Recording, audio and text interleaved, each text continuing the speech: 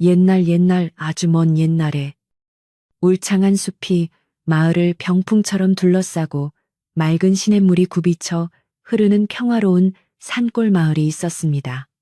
이 마을은 사계절 내내 꽃이 피고 새가 노래하며 사람들 사이에 다툼 하나 없이 화목하기로 소문이 자자한 곳이었지요. 마을 어귀에는 커다란 당산나무가 서 있어 오가는 나그네들에게 넉넉한 그늘을 내어주었고, 그 나무 아래에서는 언제나 아이들의 웃음소리가 끊이지 않았으며, 마을 사람들은 서로의 슬픔과 기쁨을 내일처럼 여기며 정답게 살아가던 참으로 고즈넉하고 아름다운 낙원 같은 동네였습니다. 이 마을의 가장 높은 곳에는 기와지붕이 멋스럽게 올라간 고택이 한 채 있었는데, 그곳에는 학식이 높고 성품이 어질기로 이름난 김진사 어른이 살고 계셨습니다. 김진사는 평생을 남을 돕고 학문을 닦는 데 정진하여 마을 사람들에게는 물론이고 이웃 고을에까지 그 명망이 대단했지요. 그는 가난한 이웃에게 곡식을 나누어 주고 억울한 일을 당한 이들을 위해 앞장서서 목소리를 높이던 정직한 선비였기에 모든 이들의 존경을 한 몸에 받으며 평안한 노년을 보내고 있었습니다. 그런 김진사 댁에는 지혜롭고 현숙하기로 소문난 며느리 이씨 부인이 살고 있었습니다. 그녀는 시아버지를 친부모처럼 극진히 모시며 집안의 대소사를 빈틈없이 챙기는 것은 물론이고 마을 아낙네들 사이에서도 예의 바르고 총명하여 칭송이 자자했지요.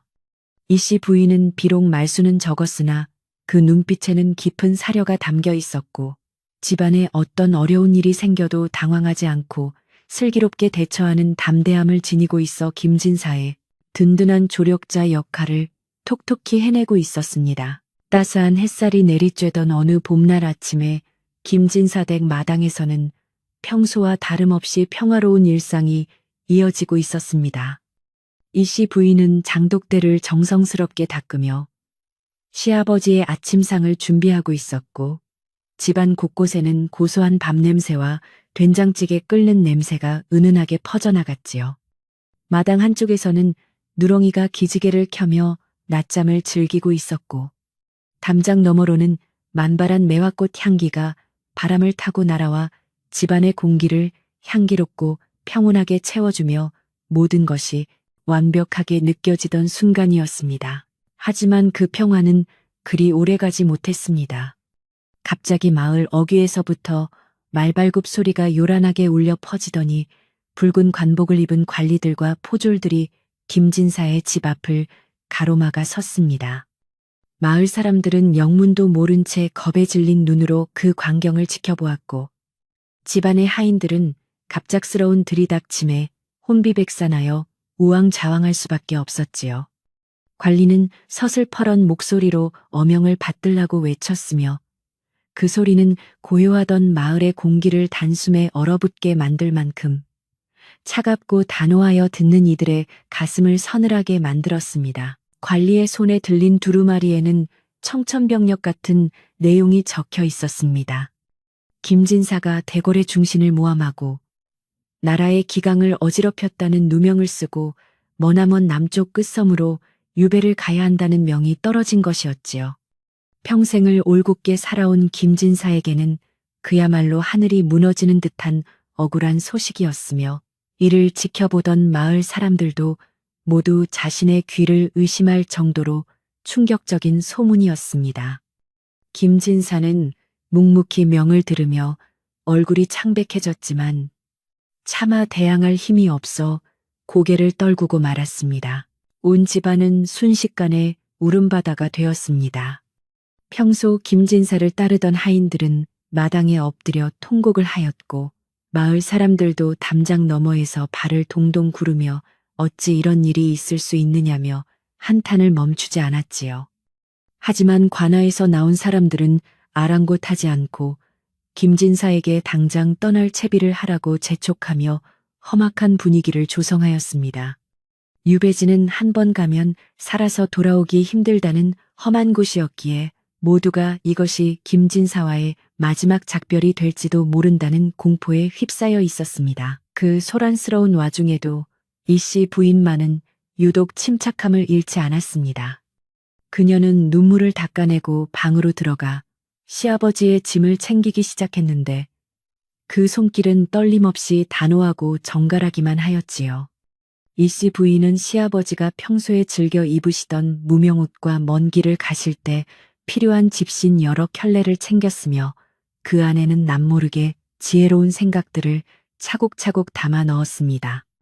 그녀의 머릿속에는 이미 이 억울한 상황을 어떻게 헤쳐나가야 할지에 대한 깊은 고민과 결심이 서서히 자리를 잡아가고 있었습니다.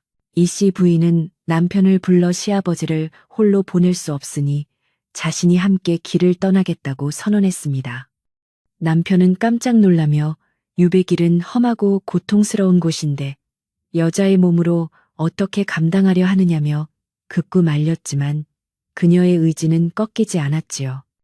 이 씨 부인은 시아버님이 억울하게 고초를 겪으시는데 며느리로서 편히 집에 앉아 있을 수 없으며 곁에서 보살펴 드리는 것이 자식된 도리라고 차분하게 설득했습니다. 그녀의 단호한 눈빛에는 이미 어떤 고난도 이겨내겠다는 강한 결의가 서려 있어 남편도 결국 고개를 끄덕였습니다. 그날 밤 김진사 댁의 불은 꺼질 줄 몰랐습니다. 이 씨 부인은 부엌으로 내려가 시아버지가 먼 길을 가시는 동안 기력을 잃지 않도록 보양식을 준비하고 상비약으로 쓸 한약재들을 정성껏 다려 작은 주머니에 담았습니다. 그녀는 또한 유배지에서 필요한 엽전들을 보이지 않는 곳에 꿰매 넣으며 만약의 사태에 대비하는 세심함을 보였지요.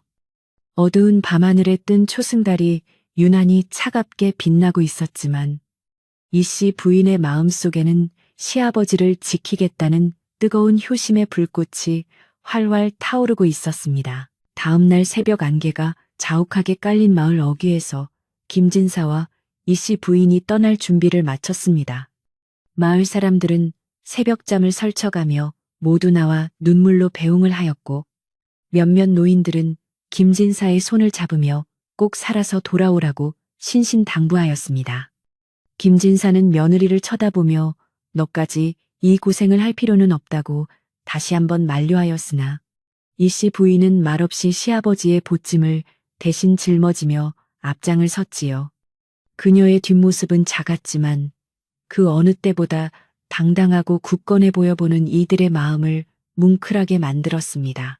유배길은 시작부터 험난하기만 했습니다.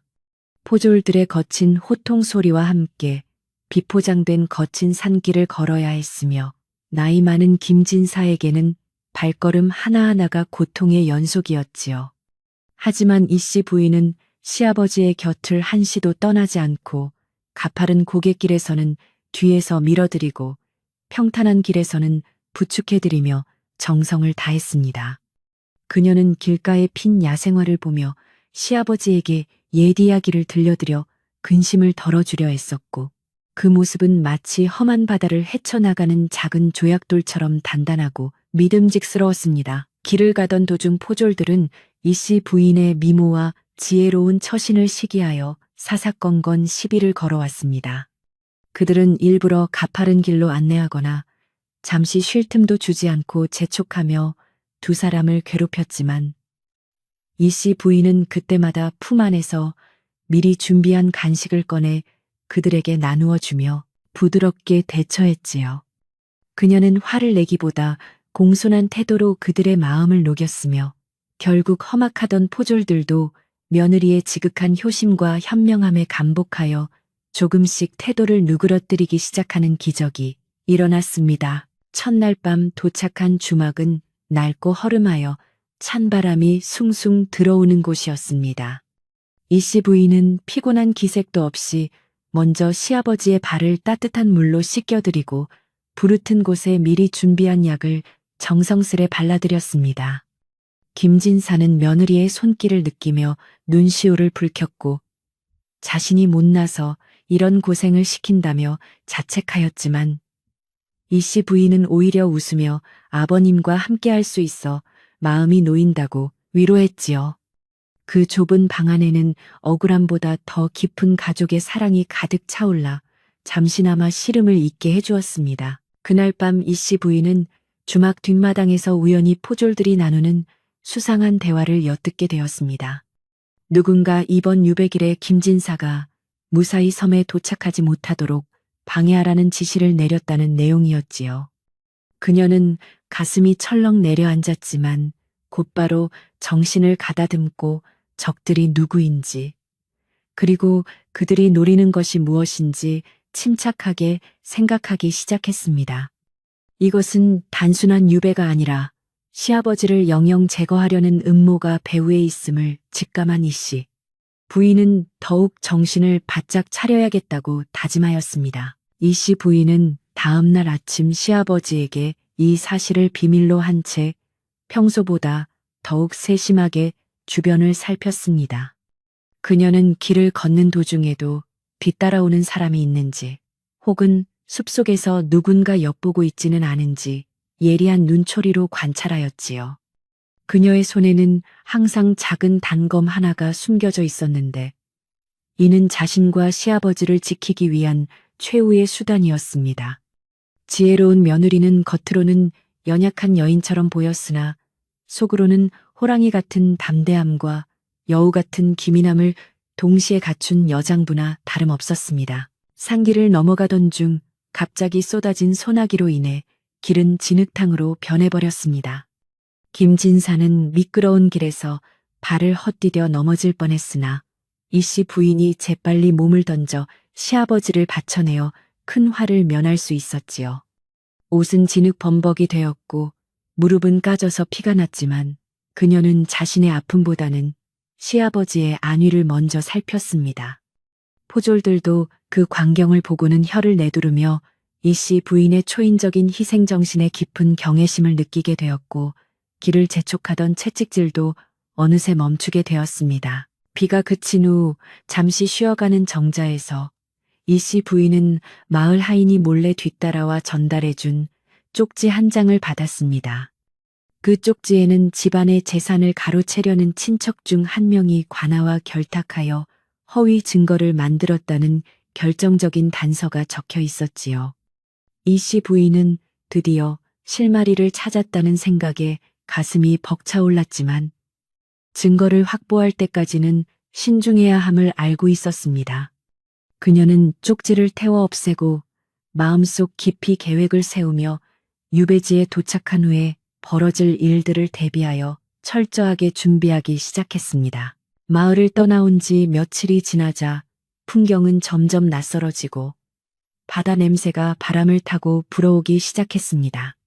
유배지가 가까워질수록 김진사의 얼굴에는 수심이 깊어갔지만 이씨 부인은 오히려 더 밝은 표정으로 시아버지를 격려하며 희망을 잃지 않게 도왔지요. 그녀는 아버님께서 반드시 결백을 밝히고 고향으로 돌아가실 날이 올 것이라며 확신에 찬 목소리로 말했고, 그 진심 어린 위로는 김진사에게 다시 살아갈 용기를 북돋워주는 유일한 등불이 되어 주었습니다. 이씨 부인은 매일 밤 잠들기 전 하늘을 향해 시아버지의 안녕과 진실이 밝혀지기를 간절히 빌었습니다. 그녀의 기도는 화려한 수식어는 없었지만 진심에서 우러나오는 절절함이 담겨 있어 보는 이의 심금을 울릴 정도였지요. 유백일의 고단함 속에서도 그녀는 한 번도 불평하거나 힘든 기색을 내비치지 않았으며 오히려 자신의 옷을 찢어 시아버지의 신발을 보강해 드리는 등 헌신적인 태도로 일관하였습니다. 이러한 며느리의 행동은 유백일을 함께하던 모든 이들에게 살아있는 교훈이 되고 있었습니다. 길가에서 만난 가난한 여행자들에게 이씨 부인은 자신이 아껴둔 음식을 나누어 주며 덕을 쌓는 일도 잊지 않았습니다. 그녀는 선한 행동이 결국 좋은 결과를 불러올 것이라 믿었으며 실제로 그렇게 도움을 받은 사람들이 나중에 큰 힘이 되어줄 것임을 예견하고 있었지요. 이씨 부인의 인자한 성품은 소문이 나지 않았어도 그녀를 거쳐간 모든 이들의 가슴 속에 깊은 인상을 남겼고 그들은 모두 김진사와 며느리를 위해 마음속으로 응원을 보내며 길을 열어주었습니다. 드디어 바닷가 나루터에 도착했을 때 거센 파도와 짠 기운이 두 사람을 맞이했습니다. 이제 배를 타고 들어가면 육지와는 영영 이별이라는 생각에 김진사는 끝내 참았던 눈물을 흘리고 말았습니다. 이씨 부인은 시아버지의 젖은 소매를 닦아드리며 아버님, 제가 끝까지 곁에 있겠습니다라고 속삭였고 그 말 한마디는 천군만마보다 더 큰 힘이 되어 김진사를 지탱해 주었지요. 배가 흔들리며 육지를 멀어지게 했지만 두 사람의 의지는 그 어떤 파도보다 더 높고 굳건하게 솟아오르고 있었습니다. 유배지로 향하는 작은 돛배 안에서 이씨 부인은 수평선 너머를 바라보며 다짐했습니다. 이곳이 끝이 아니라 새로운 시작이며 반드시 시아버지의 명예를 되찾고 당당하게 돌아가겠노라고 말이지요. 그녀의 지혜와 용기가 시험받을 진짜 싸움은 이제부터 시작이었으며 유배지의 거친 환경도 그녀의 굳은 결심을 꺾을 수는 없었습니다. 그렇게 지혜로운 며느리와 억울한 시아버지를 태운 배는 점점 더 깊은 바다로 나아갔으며 그 뒤로 지는 노을은 마치 승리를 약속하듯 붉게 타오르고 있었습니다. 그들은 섬에 도착하자마자 허름한 초가집으로 안내되었고 그곳은 사람이 살기 힘들 정도로 황폐한 곳이었습니다. 하지만 이씨 부인은 소매를 걷어붙이고 곧바로 집안을 정리하기 시작했으며 차가운 바닥에 깔 지푸라기를 구하러 다니는 등 분주하게 움직였습니다. 그녀의 빠른 손놀림과 지칠 줄 모르는 에너지는 유배지의 우울한 분위기를 단숨에 바꾸어 놓았고 마을 주민들도 이 낯선 여인의 당당함에 호기심 어린 눈빛을 보내며 조금씩 다가오기 시작했지요. 섬마을의 첫날 밤은 유난히도 길고 시리게 느껴졌습니다. 바다 건너 들려오는 거친 파도 소리는 마치 억울하게 누명을 쓴 시아버지의 한 맺힌 울음소리처럼 들려왔고 낡은 창호지문 사이로 가차없이 스며드는 칼바람은 방 안의 온기를 순식간에 앗아가 뼈마디를 시리게 만들었지요. 하지만 지혜로운 며느리 이씨 부인은 결코 절망하거나 주저앉지 않았습니다. 그녀는 이른 아침부터 소매를 걷어붙이고 마당의 무성한 잡초를 뽑아내며 무너진 담벼락을 주변의 돌들로 하나하나 다시 쌓아 올리기 시작했습니다. 시아버지는 그런 며느리의 가냘픈 뒷모습을 보며 미안함과 고마움에 차마 고개를 들지 못했으나 그녀는 오히려 밝은 목소리로 아버님 따뜻한 물을 끓여두었으니 어서 드시고 기운을 차리세요라며 상냥한 위로를 건네며 척박한 땅에 희망의 씨앗을 심고 있었습니다. 그 시각 평화롭던 고향 마을에는 시커먼 욕심의 그림자가 드리우고 있었습니다. 김진사의 먼 친척이자 평소 그의 재산을 호시탐탐 노려왔던 박 씨는 시아버지가 유배를 떠나자마자 본색을 드러내기 시작했지요. 박 씨는 마을 사람들을 모아놓고 김진사가 대역죄를 지어 유배를 갔으니 이제 이 집과 땅은 나라의 것이나 다름없고 자신이 관아와 협의하여 관리하게 되었다며 거짓말을 늘어놓았습니다. 그는 김진사의 결백을 믿던 사람들의 마음을 흔들기 위해 온갖 유언비어를 퍼뜨렸으며 고택에 남아있던 소중한 물건들을 하나둘씩 자신의 집으로 옮기기 시작했습니다. 마을 사람들은 박 씨의 갑작스러운 태도 변화에 의구심을 품었지만 관아의 위세를 빌린 그의 서슬퍼런 협박에 눌려 감히 누구 하나 바른 소리를 내지 못하고 숨을 죽였습니다. 박 씨의 횡포는 날이 갈수록 심해져 김진사 댁을 지키던 하인들을 모두 쫓아내기에 이르렀습니다. 그는 하인들에게 너희들도 역적의 가문과 한패가 되고 싶지 않으면 당장 이곳을 떠나라며 몽둥이를 휘둘렀고 오갈데 없는 하인들은 눈물을 흘리며 뿔뿔이 흩어질 수밖에 없었지요. 그 중에서도 평생을 김진사 곁에서 모셔온 늙은 충복 최 영감만은 끝까지 집 마당을 지키며 박 씨의 앞을 가로막았습니다. 최 영감은 이놈 박 씨야. 하늘이 무섭지 않느냐며 호통을 쳤지만 욕심에 눈이 먼 박 씨는 최 영감을 차갑게 비웃으며 노인네가 죽고 싶어 환장을 했느냐고 오히려 그를 거칠게 밀쳐 바닥에 쓰러뜨렸습니다.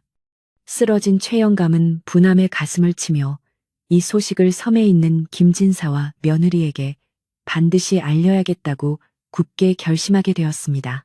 며칠 후 마을 시장터에는 김진사 댁 며느리가 시아버지를 따라 유배지에 가서 온갖 고초를 겪고 있다는 소문이 돌기 시작했습니다. 사람들은 며느리의 효심에 감동하면서도 한편으로는 박 씨가 퍼뜨린 험악한 말들에 현혹되어 김진사 가문을 수군거리기 시작했지요. 어떤 이는 그 집안이 사실은 대역죄를 지은 게 맞으니 저렇게 천벌을 받는 것이라며 혀를 찾고, 어떤 이는 그래도 며느리의 정성이 지극하니 하늘이 도울 것이라며 안타까워했습니다. 소문은 꼬리에 꼬리를 물고 퍼져나가 마을의 분위기는 흉흉해졌으며 정 많던 이웃들도 이제는 김진사 댁 근처를 지나가는 것조차 꺼리게 되었습니다. 박 씨는 이러한 분위기를 이용하여 자신이 마치 마을을 정의롭게 수호하는 사람인 양 행세하며 김진사의 남은 땅마저 자신의 명의로 돌리려는 치밀한 음모를 꾸몄습니다. 한편 유배지인 섬에서는 예상치 못한 새로운 문제가 발생하고 있었습니다.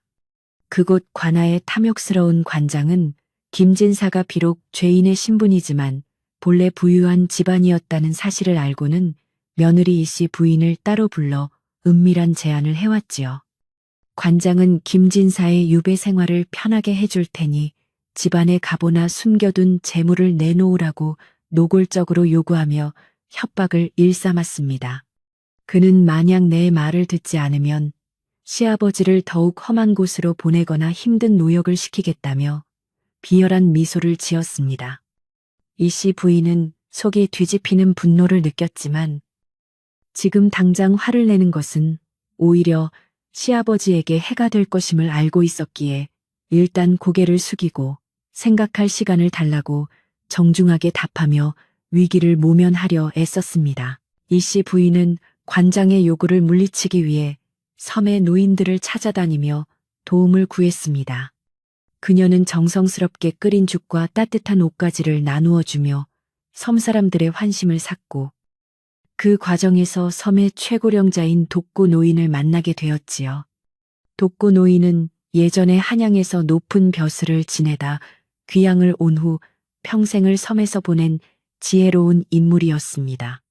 그는 이씨 부인의 맑은 눈망울과 깊은 효심을 보고는 그녀를 조용히 불러 한마디 조언을 건넸습니다.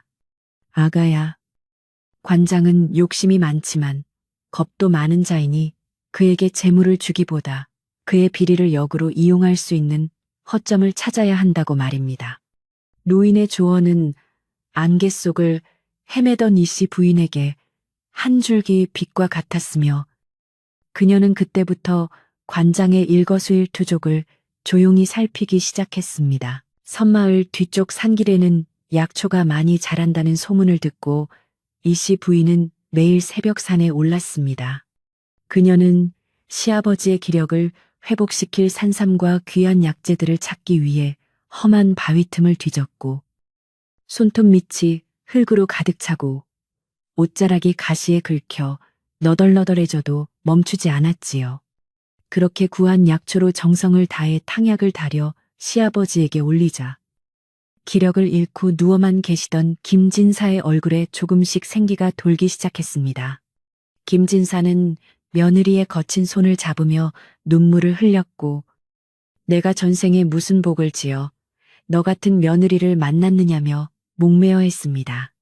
이씨 부인은 아버님께서 건강하셔야 집으로 돌아갈 날도 가까워지는 법입니다라며 환하게 웃어 보였지만 속으로는 마을에서 들려올 소식에 대한 불안함을 감출 수 없었습니다. 그러던 어느 날 해질녘 바닷가에서 쪽배 한 척이 들어오더니 행색이 초라한 한 노인이 내렸습니다. 그는 바로 마을에서 쫓겨났던 충복 최영감이었지요. 최영감은 박 씨의 감시를 피해 밤마다 길을 걸어 며칠 만에 겨우 섬에 도착한 것이었습니다. 그는 김진사와 며느리를 보자마자 대성통곡을 하며 마을에서 벌어지고 있는 박 씨의 만행을 낱낱이 고했습니다. 박 씨가 집안을 점거하고 가산을 탕진하며 시아버지를 도적대와 결탁한 배신자로 몰아세우고 있다는 소식에 김진사는 큰 충격을 받아 가슴을 움켜쥐었습니다. 이 씨 부인은 떨리는 가슴을 진정시키며 최영감을 다독였고, 이제 적이 누구인지 명확해졌으니 오히려 잘된 일이라며 침착하게 다음 대책을 세우기 위해 마음을 다잡았습니다. 최영감은 숨을 헐떡이며 며느리에게 한 가지 더 중요한 사실을 전했습니다. 박 씨가 조만간 관아의 사또를 매수하여 유배지에 있는 김진사를 아예 죽이거나 영영 돌아오지 못하게 할 독약을 보내려 한다는 무서운 음모였습니다. 이 소식을 들은 이 씨 부인의 눈빛은 서늘하게 가라앉았으며 그녀는 이제 수비만 할 때가 아니라 적극적으로 반격할 준비를 해야 함을 깨달았습니다. 그녀는 최영감에게 당분간 신분을 숨기고 섬의 창고지기로 일하며 내부 동태를 살펴달라고 부탁했습니다. 지혜로운 며느리는 박 씨가 보낼 암살자나 독약이 도착하기 전에 먼저 수를 써야겠다고 판단했고, 섬의 독고 노인을 다시 찾아가 관아의 비밀 통로와 관리들의 비리를 적은 장부를 구할 방법을 논의하며 밤을 지새웠습니다. 유배지의 겨울 바다는 더욱 거칠어지고 식량은 점점 바닥을 드러내기 시작했습니다. 박 씨의 방해로 마을에서 오던 보급품마저 끊기자 섬 사람들은 김진사 일행을 멀리하기 시작했고 관장의 압박은 더욱 거세져 갔지요. 관장은 이 씨 부인에게 오늘 밤까지 보물을 내놓지 않으면 시아버지를 차가운 바닷물이 들어오는 지하 감옥에 가두겠다고 최후 통첩을 보냈습니다. 위박한 상황 속에서도 이 씨 부인은 당황하지 않고 미리 준비해둔 가짜 보석 상자를 들고 관장을 찾아갔습니다. 그녀는 상자 안에 화려하게 빛나는 유리 조각과 무거운 돌을 채워넣고 겉을 비단으로 감싸 관장의 눈을 속였으며 그가 상자를 열어보려 할 때마다 지금 열면 복이 달아난다고 경고하며 시간을 벌었습니다. 그날 밤 이 씨 부인은 잠든 시아버지의 방 앞에서 도끼를 든 수상한 괴한을 발견했습니다. 그는 박 씨가 보낸 자객으로 어둠을 틈타 김진사를 해치려던 것이었지요. 이 씨 부인은 비명을 지르는 대신 미리 설치해둔 함정으로 괴한을 유인했습니다. 마당에 파놓은 구덩이에 괴한이 빠지자 그녀는 침착하게 물을 쏟아붓고 하인 최영감과 함께 그를 포박했습니다. 붙잡힌 괴한은 처음에는 발럽을 하며 위협했지만 이 씨 부인이 박 씨의 음모를 이미 다 알고 있다는 듯이 조목조목 따져 묻자 결국 겁을 먹고 자신의 정체를 자백했습니다. 그녀는 이 괴한을 죽이는 대신 그를 설득하여 박 씨가 보낸 밀서를 찾아냈고 이것이 나중에 시아버지의 무죄를 증명할 결정적인 증거가 될 것임을 확신했습니다. 괴한으로부터 빼앗은 밀서에는 박 씨가 중앙관리에게 뇌물을 바치고 김진사를 모함했다는 구체적인 정황이 고스란히 담겨 있었습니다. 이 씨 부인은 이 귀중한 문서를 품깊숙이 숨기고 이제는 관장과의 거래를 마무리 지어야겠다고 생각했습니다. 그녀는 다음 날 아침 관장을 불러 어젯밤 박 씨가 보낸 자객을 잡았음을 알리며 만약 관장이 자신들을 계속 괴롭힌다면 이 모든 사실을 암행어사에게 고발하겠다고 단호하게 말했습니다. 관장은 처음에는 코방귀를 뀌었으나 이 씨 부인이 제시한 밀서의 사본을 보고는 사색이 되어 무릎을 꿇었습니다. 이 씨 부인의 담대하고 치밀한 지략 앞에 탐욕스러운 관리도 결국 고개를 숙일 수밖에 없었던 것입니다. 하지만 이 씨 부인은 여기서 멈추지 않았습니다. 그녀는 관장에게 협조를 구하여 박 씨에게는 김진사가 독약을 먹고 죽어가는 중이라는 거짓 정보를 보내도록 시켰습니다. 박 씨를 안심시켜 그가 더 큰 실수를 저지르게 하려는 성동격서의 계책이었지요. 관장은 자신의 비리가 탄로날까 두려워 이 씨 부인이 시키는 대로 박 씨에게 급한 전가를 보냈고 마을의 박 씨는 이 소식을 듣고 쾌재를 부르며 이제 김진사의 모든 재산은 온전히 내 것이라며 잔치를 벌일 준비를 했습니다. 이 씨 부인은 박 씨가 방심하고 있는 이 틈을 타서 섬을 빠져나가 중앙관청에 직접 호소할 준비를 서두르며 폭풍전야와 같은 긴장감 속에서 조용히 때를 기다렸습니다. 마을에서는 박 씨가 김진사의 집마당에 가문의 위패를 모시고 자신이 주인임을 선포하는 대규모 연회를 준비하고 있었습니다. 그는 김진사가 유배지에서 병사했다는 가짜 소문을 퍼뜨려 마을 사람들의 입을 막으려 했고, 불쌍한 김진사의 넋을 위로한다는 핑계로 제사를 지내는 척하며 재산을 완전히 가로채려 했지요. 마을 노인 중 한 분인 이 대감은 박 씨의 행동이 너무나 가당치 않아 지팡이를 짚고 나와 호통을 쳤습니다.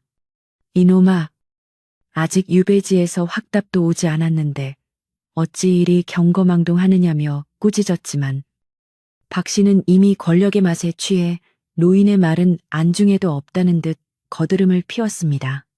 마을 분위기는 갈수록 험악해졌고 정의로운 사람들은 속만 태우고 있었습니다. 이 씨 부인은 섬을 떠나기 전 시아버지에게 마지막으로 당부의 말씀을 올렸습니다.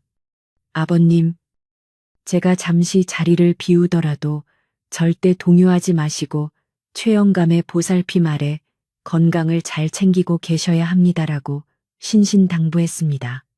김진사는 홀로 험한 길을 떠나는 며느리가 걱정되어 차마 발길이 떨어지지 않았으나 며느리의 눈에 서린 단호한 의지를 보고는 고개를 끄덕이며 꼭 몸조심해서 다녀오너라며 축복해 주었습니다. 이 씨 부인은 어둠이 짙게 깔린 밤, 작은 고기잡이 배에 몸을 싣고 거친 파도를 헤치며 육지를 향해 나아갔습니다. 그녀의 손에는 가문의 운명을 바꿀 밀서가 쥐어져 있었고, 가슴 속에는 불의에 맞서는 뜨거운 용기가 타오르고 있었습니다. 육지에 도착한 이 씨 부인은 신분을 숨기기 위해 남루한 옷차림으로 갈아입고 한양을 향해 밤낮을 가리지 않고 걸었습니다. 길목마다 박 씨가 보낸 감시자들이 깔려 있었지만 그녀는 지혜를 발휘해 산길로 우회하거나 보부상 무리에 섞여 그들의 눈을 피했습니다. 다리는 퉁퉁 붓고 발바닥은 짓무름에 피가 났지만 시아버지를 구해야 한다는 일념 하나로 고통을 참아냈지요. 그녀는 길에서 만난 거린들에게 밥을 나누어 주며 소문을 수집했고 박 씨의 배후에 있는 권세가가 누구인지 구체적인 정보를 모으는 등 치밀하게 움직였습니다. 이 씨 부인의 여정은 고난의 연속이었으나 그녀의 지혜는 그 어떤 칼날보다 예리하게 앞길을 개척해 나가고 있었습니다. 한양에 도착한 이 씨 부인은 곧바로 관청으로 가지 않고 평소 김진사와 친분이 두터웠던 전직 판서댁을 찾아갔습니다. 그 어르신은 김진사의 억울함을 알고 있었으나 힘이 부족해 돕지 못하고 있던 차에 며느리가 가져온 증거를 보고 깜짝 놀라며 무릎을 쳤습니다. 그는 아가야, 정말 장하고 기특하구나. 이 문서만 있다면 자네 시아버님의 누명을 벗기는 것은 시간 문제다라며 격려해 주었습니다. 하지만 그는 한 가지 더 주의를 주었지요. 박 씨의 배후 세력이 생각보다 깊게 뿌리 박혀 있으니 신중하게 왕에게 직접 닿을 수 있는 상소의 기회를 노려야 한다고 조언했습니다. 이 씨 부인은 판서 어르신의 도움으로 대궐 앞에서 격쟁을 울릴 준비를 시작했습니다. 이 씨 부인이 한양에서 고군분투하는 동안 섬에 남겨진 김진사는 관장의 철저한 감시 속에 죽은 듯이 지내고 있었습니다. 관장은 박 씨를 안심시키기 위해 일부러 김진사의 위독함을 알리는 편지를 꾸준히 보냈고, 덕분에 박 씨는 아무런 의심 없이 마을에서 축제를 벌이며 승승장구하고 있었지요. 하지만 섬마을 사람들 사이에서는 이 씨 부인이 사실은 하늘에서 내려온 효부라는 소문이 나면서 김진사를 몰래 돕는 손길이 늘어났습니다. 사람들은 고구마나 옥수수 같은 소박한 음식을 문 앞에 두고 가기도 했고, 밑감을 몰래 해다 주는 등 며느리가 남긴 선한 영향력이 김진사의 외로운 유배 생활을 지탱해주는 든든한 버팀목이 되어 주었습니다. 마침내 임금님이 민정을 살피러 대궐 밖으로 행차하는 날이 다가왔습니다. 이씨 부인은 이른 새벽부터 정한수로 몸을 씻고 하얀 소복 차림으로 길목에 엎드려 기다렸습니다. 임금의 행차가 시작되고 요란한 징소리가 울려 퍼지자 그녀는 죽음을 무릅쓰고 뛰어나가 징을 치며 억울함을 호소했습니다. 상감마마, 억울하게 유배간 아버님의 진실을 살펴주시옵소서라며 울부짖는 그녀의 목소리는 구경하던 백성들의 가슴을 울렸지요. 호위무사들이 그녀를 제압하려 했으나 임금님은 여인의 간절한 외침에 발걸음을 멈추고 그녀를 가까이 오게 했습니다. 이씨 부인은 떨리는 손으로 품고 있던 밀서와 증거들을 바쳤고 임금님은 한참 동안 문서를 읽어 내려가기 시작했습니다. 임금님의 안색은 문서를 읽을수록 점점 굳어졌으며 마침내 옆에 있던 신하들에게 명을 내렸습니다. 이 문서를 보니 참으로 해괴하고도 천인공노할 일이 벌어졌구나. 즉시 금부도사를 파견하여 이 사건의 배후를 철저히 조사하고 김진사를 한양으로 압송하여 직접 신문하겠노라라고 선포했습니다. 이씨 부인은 그 자리에 엎드려 감사의 눈물을 흘렸고 주변을 가득 메운 백성들은 지혜로운 며느리의 승리에 환호하며 박수를 보냈습니다. 드디어 어둠의 장막이 걷히고 진실의 태양이 떠오르는 순간이었으며 그녀의 헌신적인 노력이 나라 전체를 감동하게 만든 놀라운 역사적 순간으로 기록되기에 충분했습니다. 한양에서의 소식은 바람을 타고 순식간에 시골 마을까지 전해졌습니다. 잔치를 벌이던 박 씨는 날벼락 같은 소식에 얼굴이 흑빛이 되어 도망갈 궁리를 했으나 이미 마을 어귀는 관아에서 보낸 포졸들에 의해 봉쇄된 상태였습니다. 마을 사람들은 며느리가 해냈어. 정말 대단한 여인이야라며 칭송했고 박 씨가 훔쳐갔던 물건들을 다시 김진사의 집으로 옮기기 시작했습니다.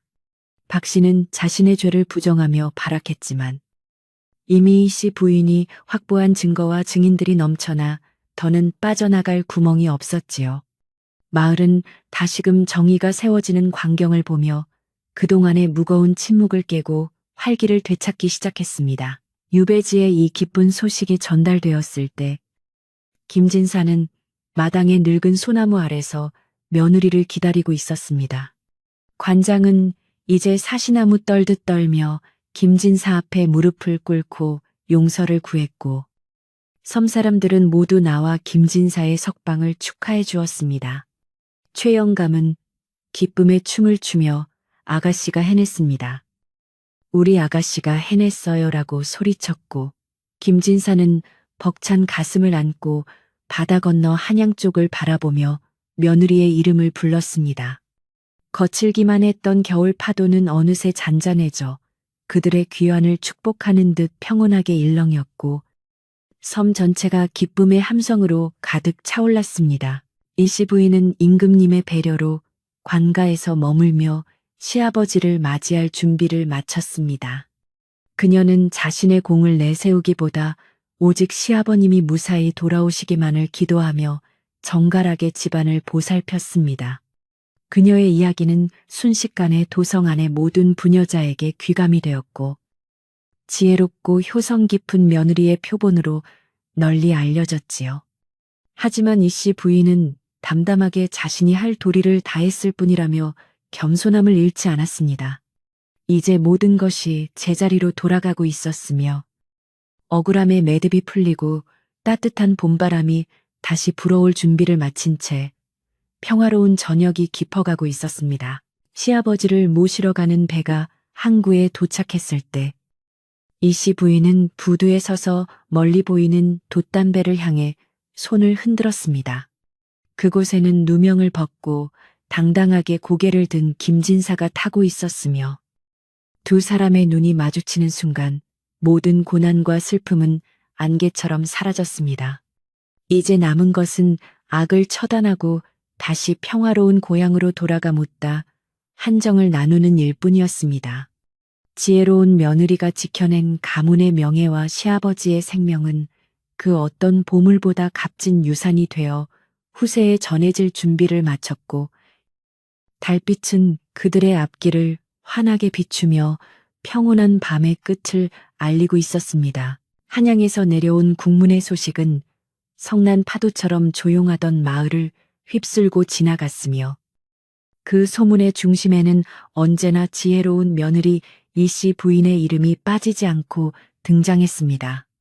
사람들은 그녀가 어떻게 그 험난한 유배기를 견뎌냈는지, 또 어떻게 임금님의 행차를 멈춰 세워 억울함을 호소했는지에 대해 밤낮으로 이야기를 나누며 놀라움을 금치 못했지요. 하지만 정작 마을에 먼저 도착한 이씨 부인은 사람들의 환호에 취하기보다 차분하게 다음 걸음을 준비하며 박 씨가 숨겨둔 마지막 비리의 증거를 찾아내기 위해 예리한 시선을 거두지 않았습니다.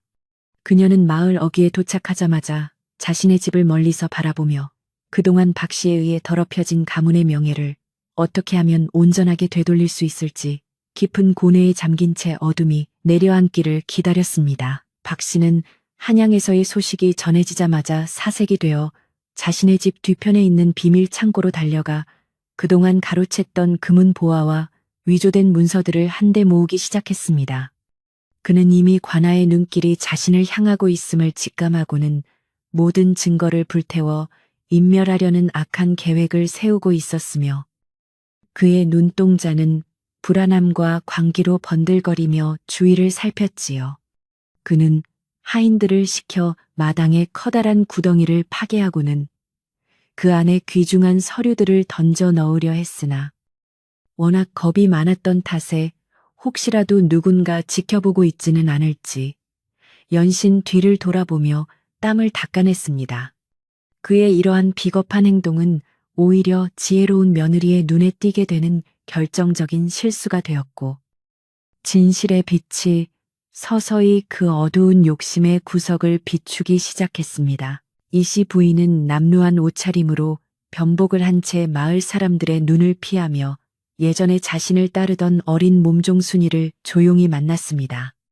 순이는 이씨 부인을 보자마자 반가움과 슬픔이 교차하여 눈물을 쏟아냈고, 그동안 박 씨가 집안에서 저질렀던 온갖 행패와 비밀스러운 만남들에 대해 낱낱이 고해 바쳤지요. 특히 박 씨가 매일 밤 서재에서 누군가와 은밀하게 서신을 주고받았으며 그 서신들을 안방 벽 뒤에 있는 비밀함에 숨겨두었다는 결정적인 제보를 전해주었습니다. 이씨 부인은 순이의 손을 꼭 잡으며 고맙다고 다독였고, 이제 그 비밀함을 찾아내어 박 씨의 목을 낸 마지막 올가미를 완성해야겠다고 결심하며 달빛조차 숨어버린 그닌 밤의 어둠 속으로 몸을 숨겼습니다. 마을의 분위기는 폭풍전야처럼 고요하면서도 팽팽한 긴장감이 감돌았으며 집집마다 새어나오는 등불조차 숨을 죽이고 있는 듯 보였습니다. 이씨 부인은 담벼락을 타고 조심스럽게 예전의 고택으로 잠입했는데, 그곳은 이미 박 씨가 주인 행세를 하며 어지럽혀 놓아 예전에 단아하던 모습은 온데간데 없어 가슴이 아려왔지요. 그녀는 눈물을 삼키며 박 씨가 잠든 틈을 타 서재로 향했고, 순이가 말해준 벽면을 조심스럽게 손으로 더듬으며 비밀 장치를 찾기 시작했습니다.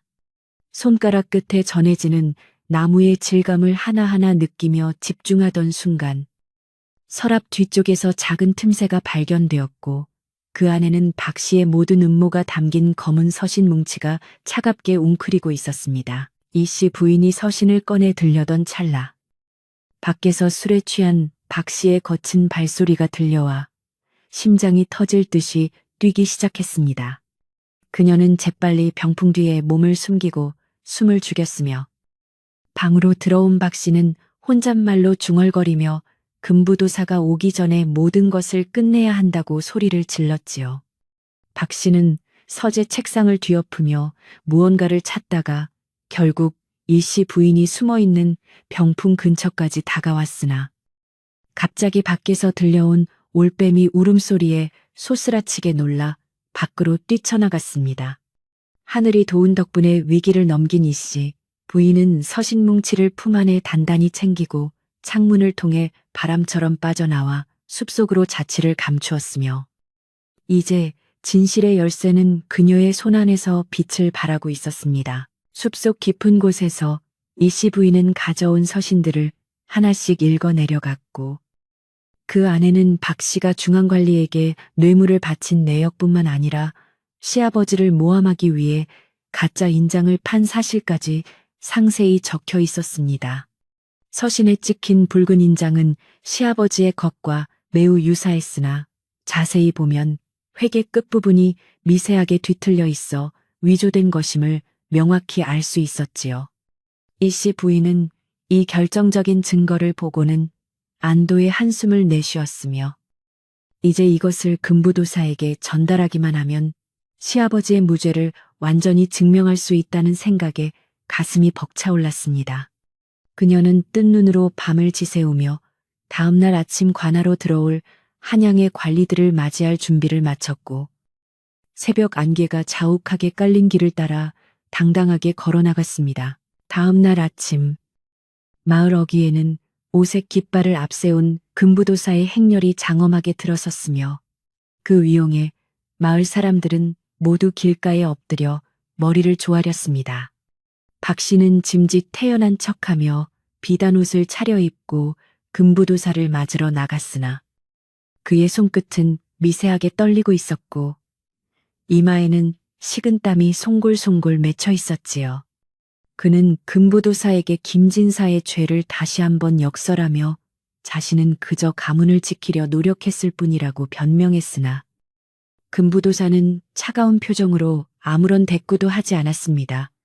박 씨는 속으로 이미 모든 증거를 인멸했다고 믿고 있었기에 기세등등하게 굴었으나 멀리서 이 씨 부인이 흰 소복을 입고 천천히 다가오는 모습을 보자마자 얼굴이 흑빛으로 변하며 주저앉고 말았습니다. 이 씨 부인은 금부도사 앞에 무릎을 꿇고 정중하게 예의를 갖춘 뒤 품 안에서 어젯밤 목숨을 걸고 찾아낸 서신뭉치와 위조된 인장을 꺼내 바쳤습니다.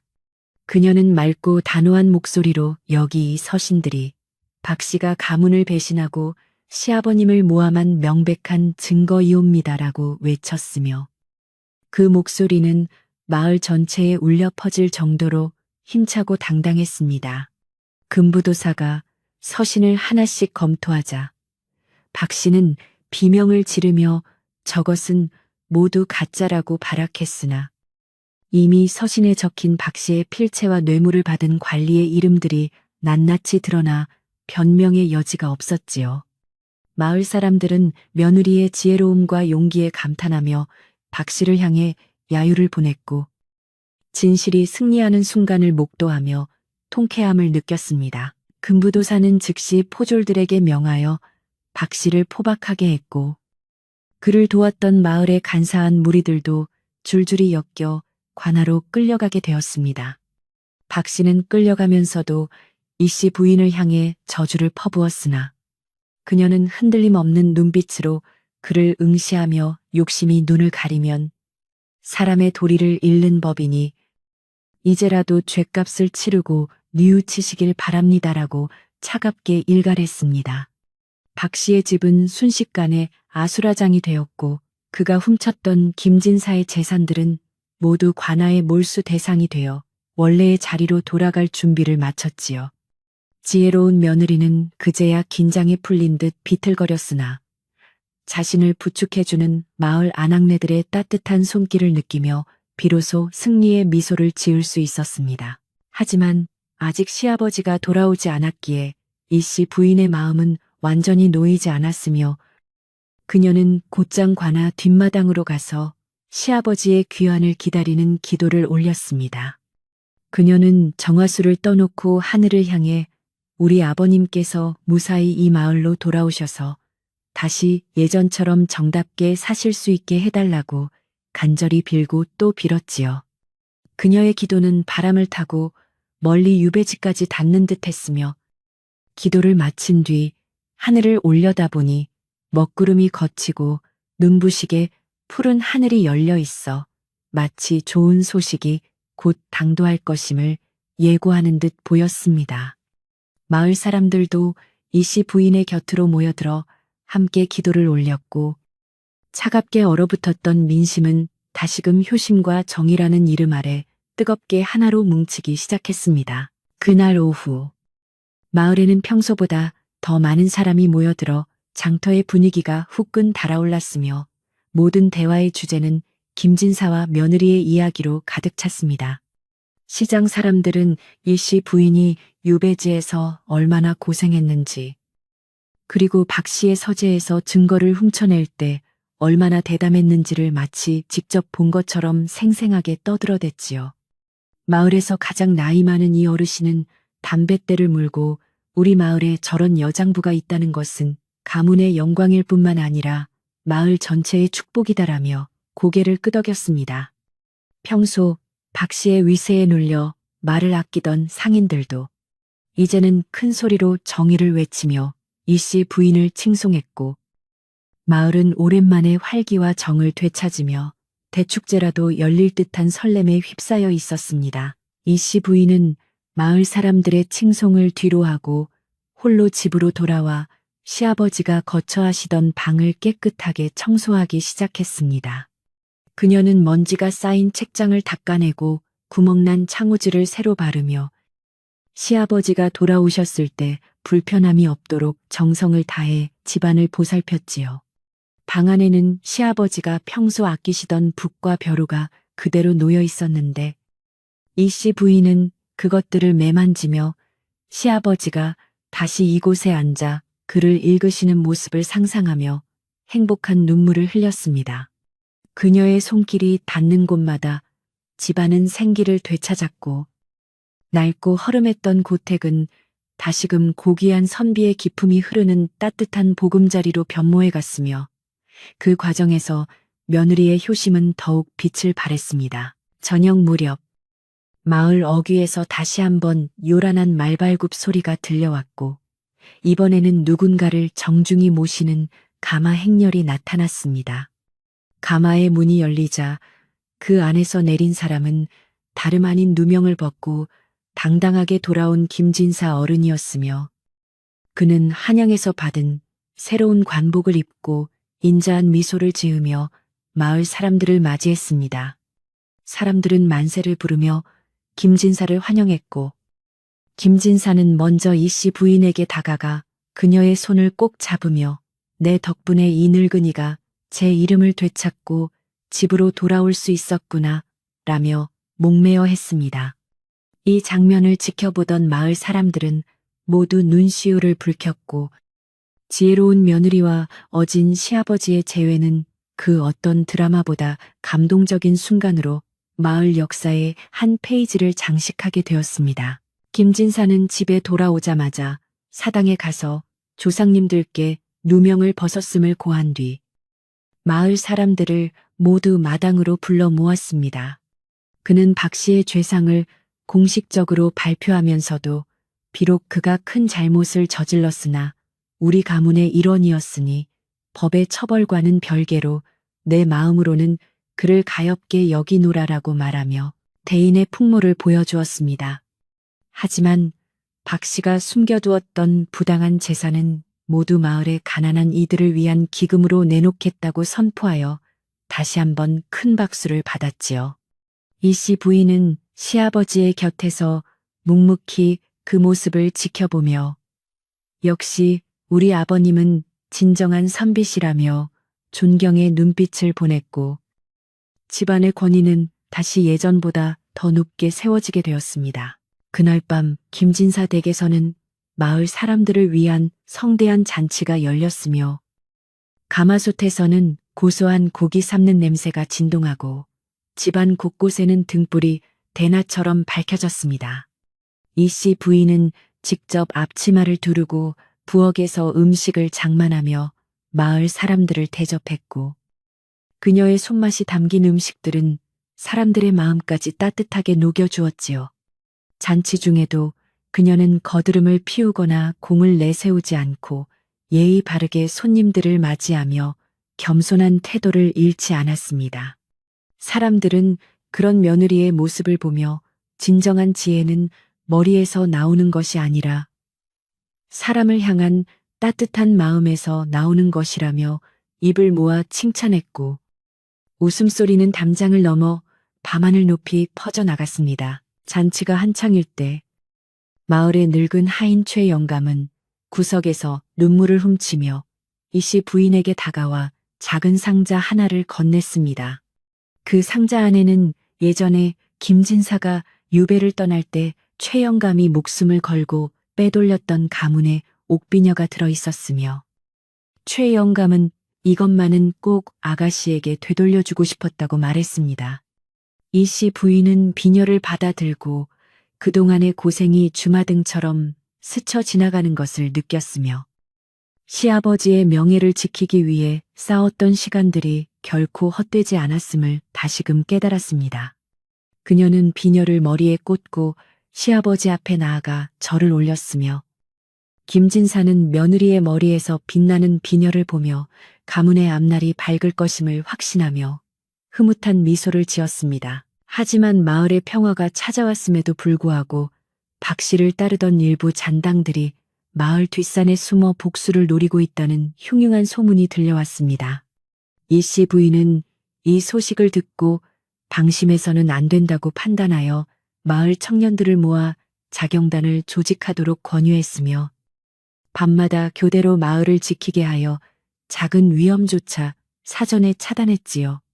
그녀는 진정한 평화는 지키는 노력이 있을 때 영원한 법이라며 사람들을 독려했고, 그녀의 주도 아래 마을은 그 어느 때보다 단단한 결속력을 갖추게 되었습니다.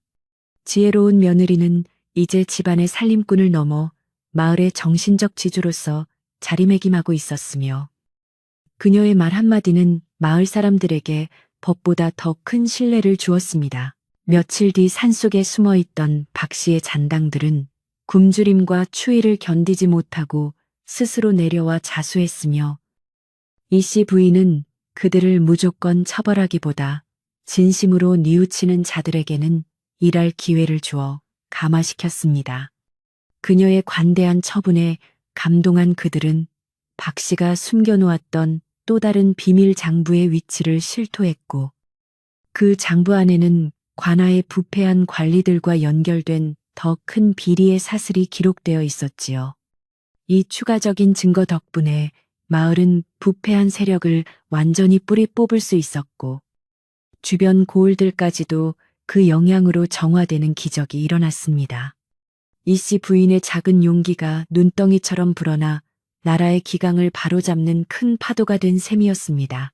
이제 마을은 예전의 평화로움을 되찾았을 뿐만 아니라 서로를 믿고 의지하는 마음이 더욱 깊어져 가히 요순시대가 부럽지 않은 낙원이 되었습니다. 김진사는 매일 아침 사랑방에 앉아 아이들에게 글을 가르치기 시작했고, 이 씨 부인은 마당 가득 곡식을 말리며 풍요로운 가을을 준비했지요. 길을 가던 나그네들도 이 마을의 훈훈한 인심에 반해 발걸음을 멈추었고, 그들에게 전해지는 지혜로운 며느리의 이야기는 전설처럼 퍼져나가 고단한 백성들에게 큰 위로가 되었습니다. 그녀는 자신의 이름이 알려지는 것보다 시아버님이 평안하게 노년을 보내시는 것을 가장 큰 행복으로 여기며 오늘도 묵묵히 자신의 자리를 지켰습니다. 이 씨 부인은 어느 날 오후 시아버지와 함께 마을 뒷산 정자에 올라가지는 노을을 바라보며 대화를 나누었습니다.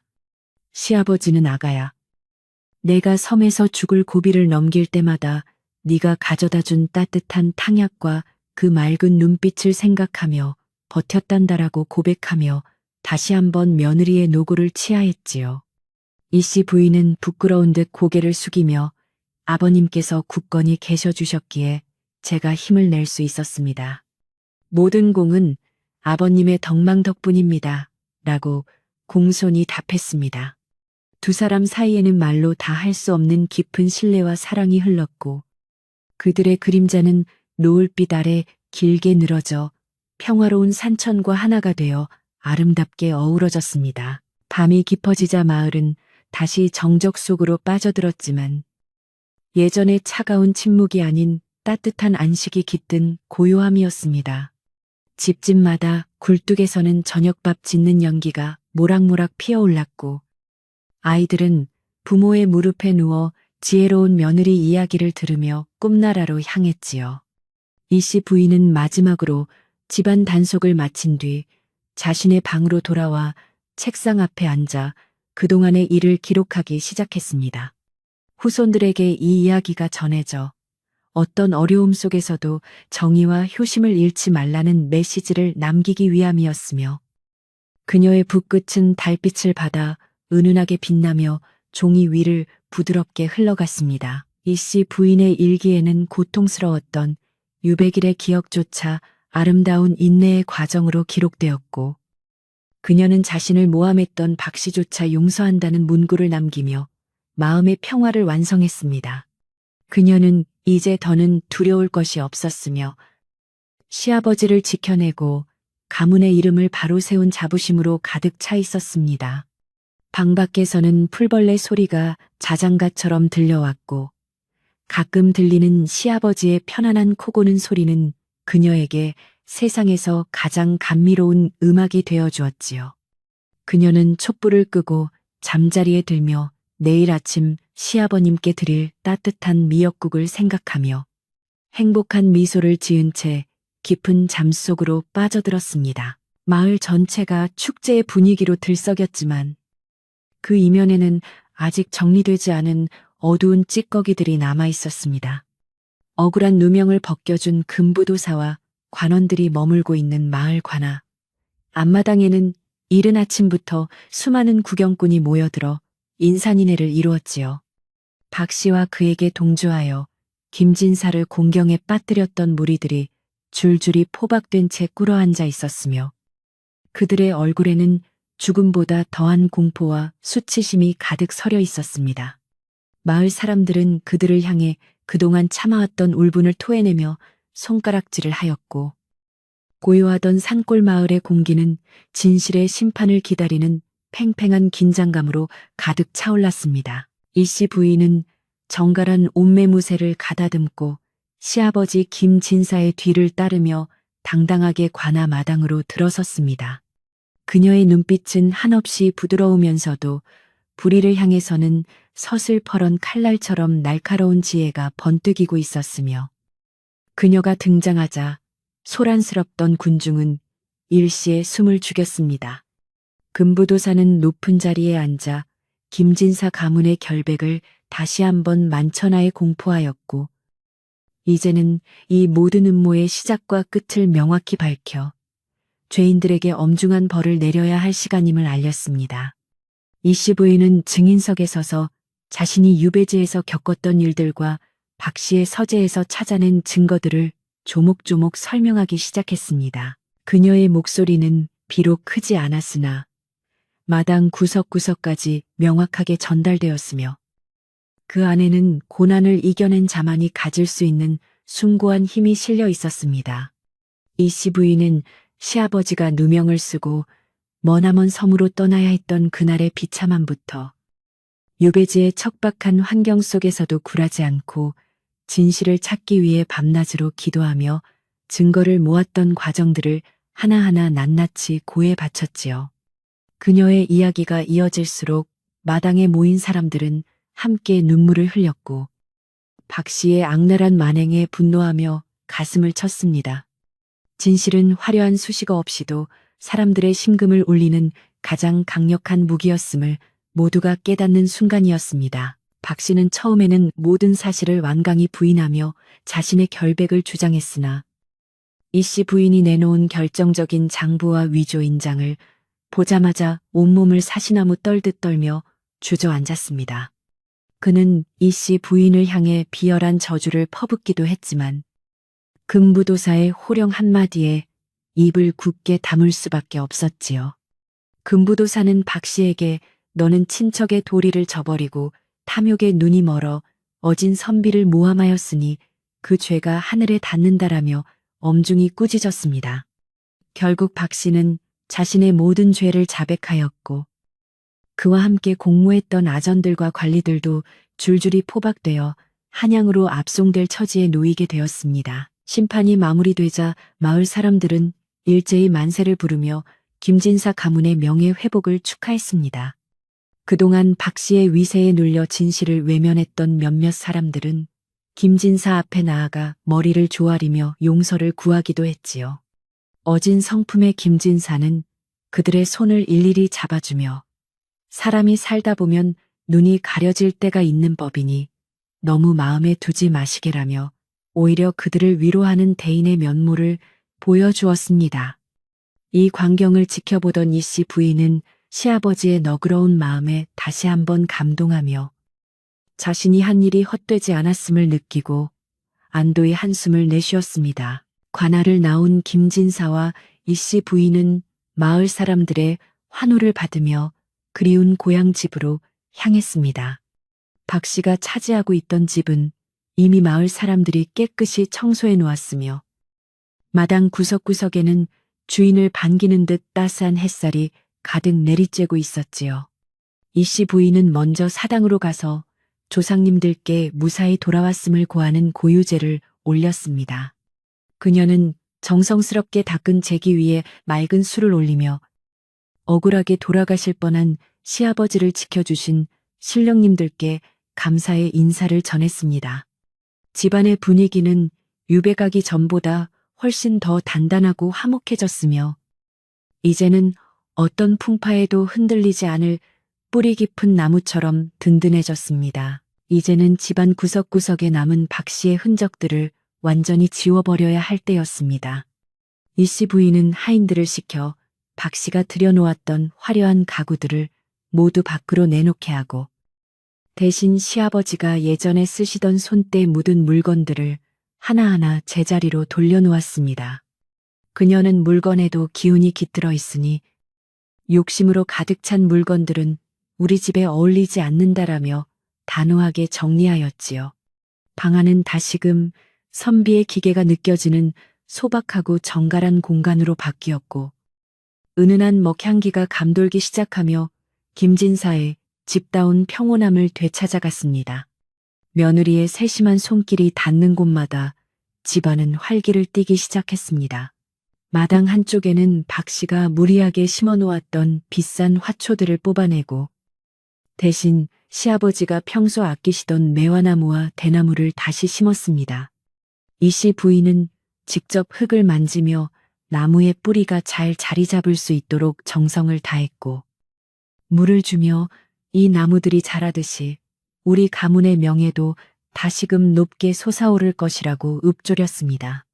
마을 아이들은 담장 너머로 고개를 내밀며 예전의 평화로운 집 분위기를 구경했고 지혜로운 며느리 이 씨 부인은 아이들에게 웃으며 떡과 과일을 나누어 주었지요.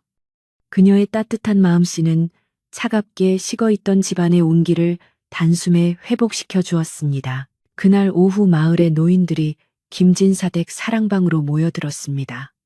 그들은 그동안의 미안함을 전하며 마을의 기틀을 다시 세우는데 김진사가 앞장서 줄 것을 간곡히 부탁했지요. 김진사는 며느리를 곁으로 불러 이 모든 평화는 내 자부가 지혜와 효심으로 일궈낸 것이니 앞으로 마을의 대소사에도 며느리의 의견을 존중해 달라라고 당부했습니다. 노인들은 고개를 끄덕이며 이 씨 부인 같은 현부가 우리 마을에 있다는 것은 마을 전체의 큰 복이라며 칭송을 아끼지 않았습니다. 이제 이 씨 부인은 한 집안의 며느리를 넘어 마을 공동체에 존경받는 지도자로서 자리매김하게 되었습니다. 이 씨 부인은 마을 사람들과 함께 그동안 고생한 하인들을 위로하는 작은 잔치를 열기로 했습니다. 그녀는 유배지에서 돌아올 때 함께 고생했던 충복 최영감에게는 비단옷 한 벌과 넉넉한 상금을 내려 그 공로를 치하했지요. 최영감은 눈물을 흘리며 이 늙은이가 죽을 때까지 아가씨와 주인 어른을 모시겠습니다라고 맹세했고 다른 하인들도 주인의 은혜에 감동하여 더 열심히 일할 것을 다짐했습니다. 부엌에서는 가마솥 뚜껑 열리는 소리와 함께 구수한 국밥 냄새가 진동했고 마당에는 웃음소리가 끊이지 않았습니다. 억울함이 씻겨내려간 자리에 정과 사랑이 가득 차오르는 진귀한 풍경이었습니다. 하지만 이 씨 부인은 축제 분위기 속에서도 긴장을 늦추지 않았습니다. 그녀는 박 씨에게 동조했던 마을 사람들의 마음이 완전히 돌아섰는지 살피기 위해 집집마다 떡을 돌리며 부드러운 대화를 나누었지요. 그녀는 그들을 탓하기보다 어려운 시절을 함께 넘겼으니 이제는 서로 돕고 살자라며 손을 내밀었습니다. 그녀의 관대한 처사에 감복한 사람들은 진심으로 뉘우치며 김진사 댁을 위해 땔감을 해오거나 바디를 돕는 등 적극적으로 변화된 모습을 보여주었습니다. 이 씨 부인의 지혜는 적을 만드는 것이 아니라 적을 친구로 만드는 진정한 포용력에 있었음을 증명하는 순간이었습니다. 저녁 무렵 이 씨 부인은 시아버지와 함께 마을 뒷산에 있는 시냇가로 산책을 나갔습니다. 흐르는 물에 그동안의 고단함을 씻어내듯 두 사람은 말없이 물소리를 들으며 걸었지요. 김진사는 며느리에게 네가 아니었다면 나는 저 차가운 섬에서 뼈를 묻었을 것이다라고 말하며 다시 한번 고마움을 전했습니다. 이 씨 부인은 아버님의 올곧은 성품이 하늘을 감동하게 하여 제가 그저 심부름을 한 것뿐입니다라고 겸손하게 답했습니다. 시냇물은 달빛을 받아 은빛으로 반짝였고 두 사람의 마음은 그 물처럼 맑고 투명하게 정화되었습니다. 유백일의 고생은 이제 먼 옛날이 아기처럼 느껴질 만큼 평화로웠습니다. 산책을 마치고 돌아오는 길에 이 씨 부인은 마을의 가난한 과부댁과 홀로 사는 노인들의 집을 일일이 방문했습니다. 그녀는 유배지에서 가져온 귀한 약초와 음식을 나누어 주며 그들의 안부를 물었고 혹시라도 박 씨 때문에 피해를 본 것이 없는지 세심하게 살폈습니다. 마을 사람들은 며느리의 끝없는 배려에 고개를 숙이며 진정한 양반은 바로 이런 분들이라며 감탄했습니다. 그녀의 선행은 소문이 나지 않아도 바람을 타고 마을 곳곳으로 퍼져나갔으며 김진사 가문은 예전보다 훨씬 더 강력한 신뢰와 존경의 토대 위에 우뚝 서게 되었습니다. 밤이 깊어지자 이 씨 부인은 집안의 모든 등불을 점검하고 마지막으로 시아버지의 침소를 살폈습니다. 그녀는 시아버지가 편안하게 잠드실 수 있도록 요를 두툼하게 깔아드리고 머리맡에는 따뜻한 차 한 잔을 놓아드렸지요. 김진사는 며느리의 극진한 보살핌 속에 어느 때보다 깊고 편안한 잠에 들었습니다. 이 씨 부인은 방을 나와 마당 한가운데 서서 밤하늘을 올려다 보았습니다. 수많은 별이 그녀를 축복하듯 반짝이고 있었으며 시원한 밤바람은 유배지에서의 무더위와 추위를 씻어내주는 듯 상쾌했습니다. 그녀는 비로소 자신에게 주어진 소임을 다했다는 안도감을 느꼈습니다. 다음 날 아침 이 씨 부인은 마당을 쓸며 새로운 시작을 다짐했습니다. 이제는 억울함을 푸는 단계를 넘어 가문의 전통을 지키고 마을의 인심을 더욱 두텁게 만드는 일에 전념하기로 했지요. 그녀는 마을 아낙네들을 모아 길쌈과 요리를 가르치는 모임을 만들었고 이를 통해 마을 여성들의 권익을 높이고 서로 소통할 수 있는 장을 마련했습니다. 지혜로운 며느리의 주도 아래 마을은 점차 활력이 넘치는 공동체로 변모해 갔으며 김진사의 고택은 마을의 중심이자 지혜의 샘터로서 상징적인 장소가 되었습니다. 그녀의 작은 손길이 마을 전체를 변화시키고 있었습니다.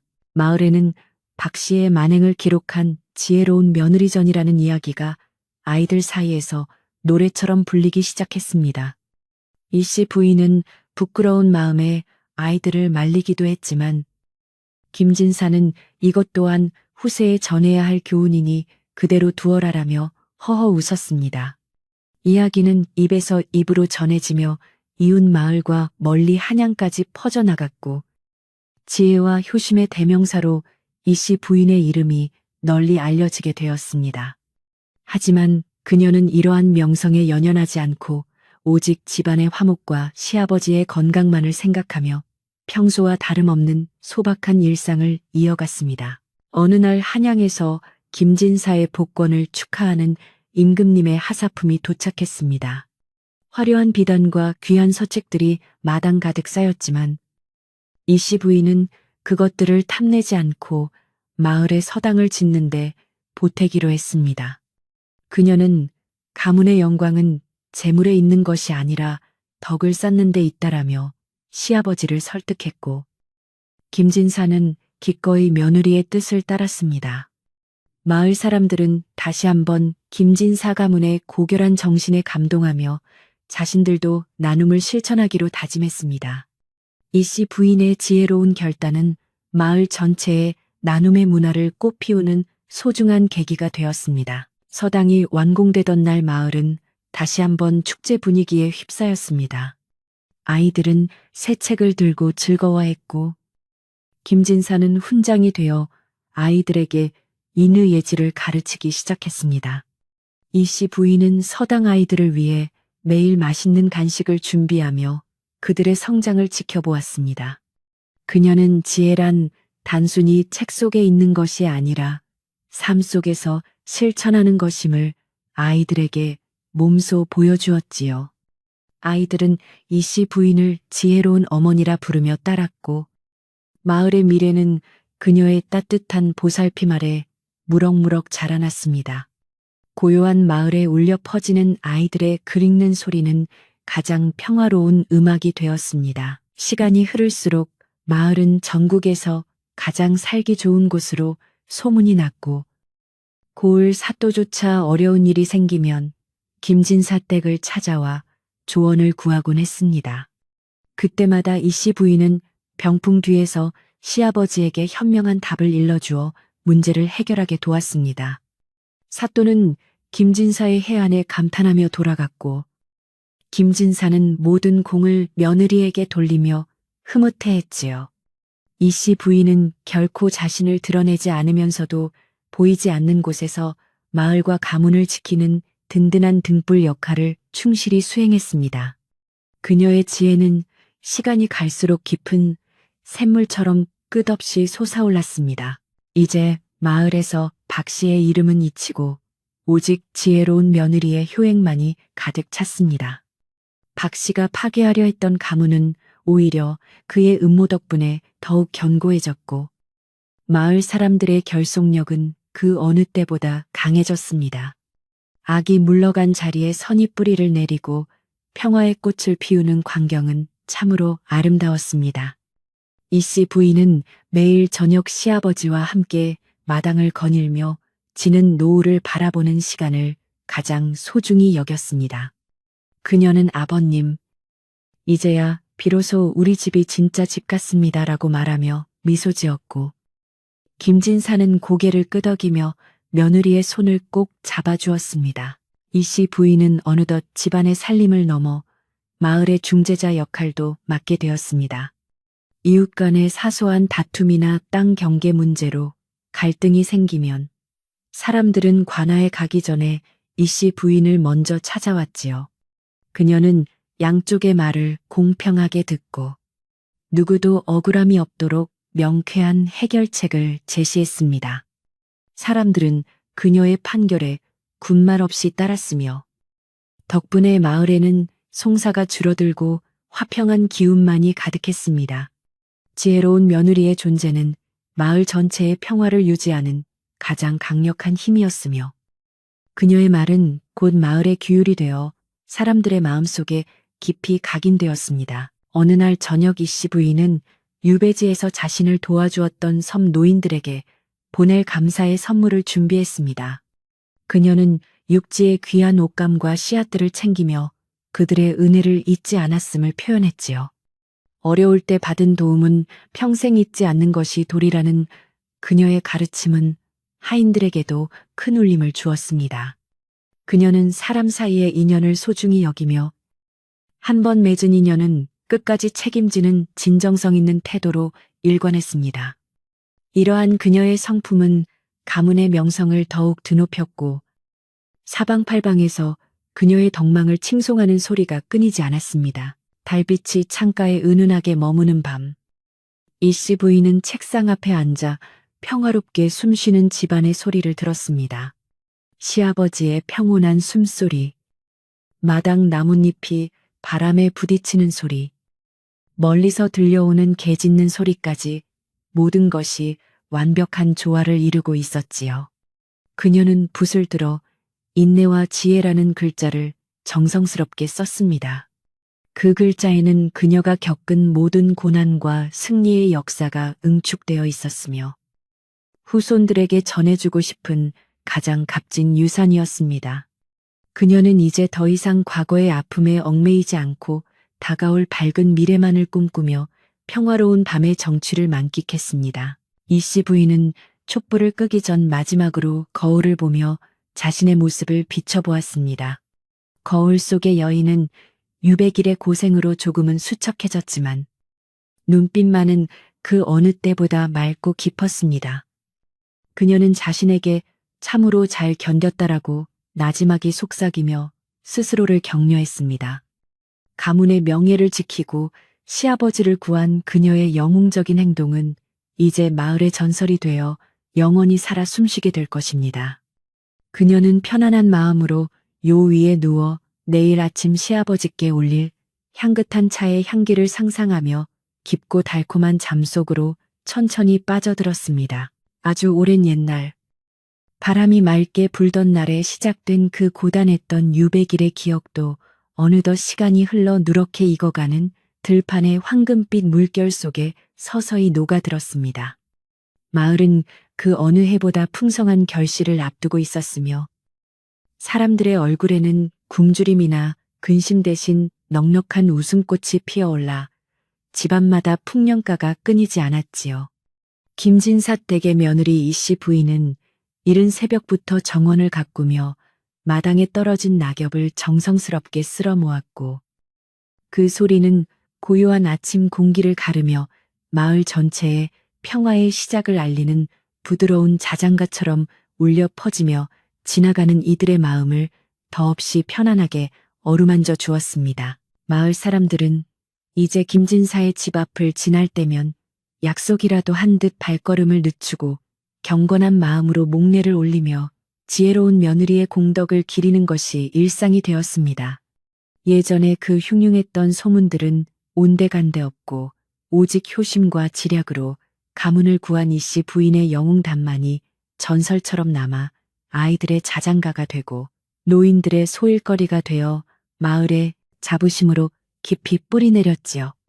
박씨가 휘두르던 탐욕의 칼날에 상처 입었던 민심은 이제 이씨 부인의 따뜻한 손길 아래 모두 치유되었으며 마을 공동체는 그 어느 때보다 단단한 결속력을 자랑하며 서로를 아끼고 보살피는 진정한 낙원의 모습을 갖추어가고 있었습니다. 김진사 어른은 매일 아침 사랑방문을 활짝 열고 마당에서 일하는 며느리를 흐뭇한 눈빛으로 바라보며 건강을 회복한 자신의 노년을 감사히 여겼습니다. 그는 유배지에서 겪었던 그 모진 추위와 외로움을 이제는 웃으며 말할 수 있을 만큼 마음의 여유를 되찾았고 이 모든 것이 자신의 덕이 아니라 오직 며느리의 지극한 정성 덕분임을 매 순간 잊지 않았지요. 김진사는 가끔 이웃 선비들을 초대하여 시회를 열기도 했는데 그때마다 이씨 부인은 정갈한 다과를 준비하여 손님들을 맞이했고 사람들은 그녀의 겸손하고 기품 있는 태도에 다시 한번 감동하며 김진사 가문의 앞날을 축복해 주었습니다. 이씨 부인은 자신의 명성이 높아졌음에도 불구하고 예전과 다름없이 거친 무명옷을 입고 직접 밭에 나가 채소를 가꾸며 집안 살림을 도맡아 하는 소박함을 잃지 않았습니다. 그녀는 마을 아낙네들이 자신을 특별하게 대우하려 할 때마다 나는 그저 지당한 도리를 다한 평범한 며느리일 뿐이라며 손사래를 쳤고 오히려 가난한 이웃들의 집을 방문하여 그들의 어려움을 살피는데 더 많은 시간을 할애했지요. 그녀의 이러한 진심 어린 행동은 마을 사람들에게 진정한 귀천이란 신분이 아니라 그 사람의 행실에서 비롯된다는 큰 가르침을 주었으며 마을의 도덕적 기준을 한 단계 높이는 소중한 밑거름이 되었습니다. 어느덧 창이슬이 맺히는 늦가을이 찾아오자 한양에서는 임금님이 직접 하사한 정문이 마을 어귀에 세워졌는데 이는 이씨 부인의 효행과 지혜를 국가적으로 인정한다는 징표였습니다. 마을 전체는 다시 한번 경사를 맞아 떠들썩해졌고 인근 고을의 수령들까지 찾아와 축하의 인사를 건넸으나 이씨 부인은 그 화려한 잔치 중에도 사당 뒤편에서 조용히 기도하며 조상님들께 이 영광을 돌렸지요. 그녀는 겉으로 드러나는 화려함보다 내면의 평화를 소중히 여겼고 자신에게 쏟아지는 찬사가 자만심으로 변하지 않도록 매일 밤 스스로를 경계하며 더욱 낮은 자세로 가문과 마을을 섬기기로 다짐했습니다. 김진사댁의 국가는 이제 마을 사람들과 나누기 위한 곡식들로 가득 찼으며 이씨 부인은 해마다 겨울이 오기 전 대대적인 나눔 행사를 열어 굶주리는 이가 없도록 세심하게 배려했습니다. 그녀는 단순히 곡식을 나누어 주는 것에 그치지 않고 각 가정의 사정을 고려하여 약이 필요한 곳에는 귀한 약재를, 옷이 필요한 곳에는 따뜻한 솜을 챙겨보내는 정성을 보였지요. 이러한 며느리의 배려 덕분에 마을의 겨울은 그 어느 곳보다 따뜻하고 풍요로웠으며 사람들은 그녀를 마을의 어머니라고 부르며 진심으로 따랐고 그 사랑은 추운 겨울바람도 녹일 만큼 뜨겁고 견고하게 이어졌습니다. 어느 눈이 소복이 내리는 평화로운 저녁. 이씨 부인은 시아버지를 위해 특별한 만찬을 준비하기로 마음먹고 부엌에서 분주하게 움직이기 시작했습니다. 그녀는 유배지에서 시아버지가 그토록 그리워하셨던 고향의 맛을 담아내기 위해 가마솥 가득 사골을 고고 정갈하게 빚은 만두와 직접 담근 동치미를 상에 올리며 정성을 다했지요. 김진사는 김이 모락모락 피어오르는 밥상을 마주하고는 잠시 생각에 잠기더니 이 맛이야말로 내가 죽을 고비를 넘기며 꿈속에서조차 잊지 못하던 생명의 맛이로구나라며 며느리의 손을 꼭 잡아주었고 그 따스한 온기는 방 안의 차가운 공기를 단숨에 녹여버렸습니다. 식사를 마친 후 김진사와 이씨 부인은 화로에 둘러앉아 밤을 구우며 예전의 고난을 추억하는 평온한 대화를 나누었습니다. 시아버지는 만약 네가 그때 나를 따라오지 않았다면 나는 아마 그 외로운 섬에서 길을 잃었을 것이라며 다시 한번 감사의 뜻을 표했고 이씨 부인은 아버님께서 굳건히 견뎌주셨기에 제가 길을 찾을 수 있었습니다라고 답하며 서로에 대한 깊은 신뢰를 확인했지요. 화로 속에서 타닥타닥 타오르는 장작 소리는 그들의 대화에 운치를 더해주었고 창밖으로 소리 없이 내리는 하얀 눈은 마치 이들의 평화를 축복하는 하늘의 선물처럼 온 세상을 하얗고 순결하게 덮어가고 있었습니다. 마을의 아이들은 여전히 이씨 부인의 이야기를 들으며 잠자리에 들었고 그녀가 보여준 지혜와 효심은 아이들의 꿈속에서 정의로운 용기로 자라나고 있었습니다. 이씨 부인은 가끔 서당에 들러 아이들에게 지혜는 자신을 지키는 방패이기도 하지만 남을 돕는 등불이 되어야 한다라고 가르쳤으며 아이들은 그녀의 맑은 눈망울을 보며 자신들도 나중에 커서 마을을 지키는 훌륭한 사람이 되겠노라 다짐했지요. 한 여인의 용기 있는 행동이 한 가문을 구하는 것을 넘어 마을 전체의 정신을 깨우고 미래를 밝히는 희망의 불씨가 된 광경은 참으로 아름답고도 숭고한 역사적 교훈으로 남게 되었습니다. 이제 마을에서 박 씨와 같은 탐욕스러운 무리는 더 이상 발을 붙일 곳이 없었으며 정직하고 성실하게 살아가는 이들이 존중받는 정의로운 질서가 확고하게 자리 잡았습니다. 이씨 부인은 가문의 재산을 관리함에 있어 한치의 소홀함도 없이 투명하게 운영하였고 이를 통해 마을 청년들에게 일자리를 제공하고 공동의 재산을 늘려 마을 전체가 함께 부유해지는 기적을 일궈냈지요. 그녀의 경영 지혜는 인근 상인들에게까지 알려져 배움을 청하러 오는 이들이 줄을 이었으나 그녀는 항상 사람을 남기는 것이 가장 큰 이익이라는 짧지만 깊은 진리를 전하며 그들을 감동하게 만들었습니다. 세월이 흘러 이 씨 부인의 머리에도 하얀 서리가 내려앉기 시작했지만 그녀의 얼굴에 서린 자애로운 미소와 형형한 눈빛은 세월의 무게를 이겨내고 더욱 깊은 기품을 뿜어내고 있었습니다. 그녀는 이제 집안의 모든 권한을 아들 내외에게 물려주면서도 어떤 상황에서도 약한 사람을 업신여기지 말고 진실을 밝히는데 주저하지 말라라는 가훈을 남기며 가문의 정신적 지주 역할을 충실히 수행했지요. 그녀의 지도를 받은 손자 손녀들은 모두 예의 바르고 총명하게 자라나 가문의 명예를 이어갔으며 김진사의 고택은 대대로 효자와 현부를 배출하는 명당으로 전국의 이름을 떨치게 되었습니다. 어느덧 시아버님 김진사는 천수를 누리고 편안한 모습으로 세상을 떠나셨지만 그의 마지막 순간에는 며느리의 손을 잡고 내 생의 가장 큰 복은 너를 만난 것이었다라는 유언을 남기며 평온하게 눈을 감으셨습니다.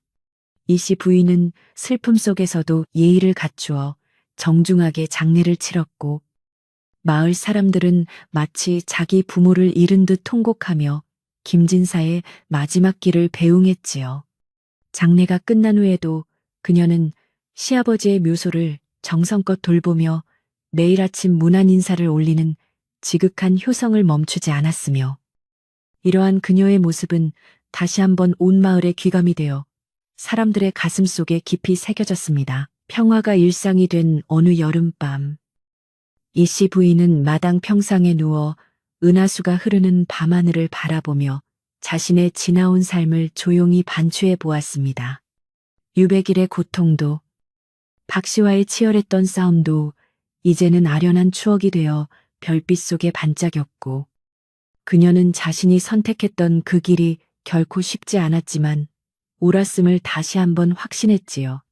그녀는 나지막이 씨 한 구절을 읊조리며 모든 것은 제자리로 돌아오고 진실은 결코 잠들지 않는다라는 진리를 가슴 깊이 새겼고 시원한 밤바람은 그녀의 주름진 이마를 부드럽게 쓰다듬으며 고단했던 인생의 무게를 가볍게 덜어내 주었습니다. 집안 구석구석에는 여전히 이 씨 부인의 손때가 묻은 물건들이 정갈하게 놓여 있었고 낡은 기둥과 석가래마저도 그녀의 기도를 기억하는 듯 단단하고 굳건하게 집을 지탱하고 있었습니다.